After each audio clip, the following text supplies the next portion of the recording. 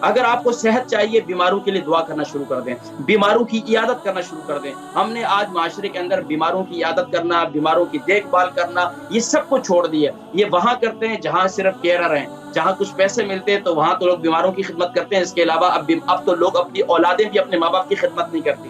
کئی دفعہ میں نے پروگراموں میں ذکر کیا ہے، بیچارے بزرگ اپنے جسم کے دردوں کو شکایت کرتے ہیں۔ اولادوں کو کہتا ہوں یار اپنے ماں باپ کی خدمت کرو، ان کے روزانہ بیٹھو، ان کے پاؤں کا مساج کرو، ان کے جسم کا مساج کرو، تاکہ تمہیں ترقی ملے، تمہیں کامیابی ملے، کل تمہاری اولادیں تمہاری فرمانبردار ہو۔ تو اس لیے ناظرین کرام، دنیا میں بہت کچھ آپ کو ملے گا، لیکن یقین جانیے اگر آپ صحت چاہتے ہیں تو صحت چاہتے ہیں، دوسروں کی صحت کا خیال رکھا کریں، اپنے خاص طور پر اپنے والدین کی صحت کا ضرور خیال رکھا کریں، ان کو وقت دیا کریں، اور جب ان کو آپ وقت دیں گے نا تو یقین جانیے ان کی بیماریاں خود بخود آہستہ آہستہ ختم ہونا شروع ہو جائیں گی۔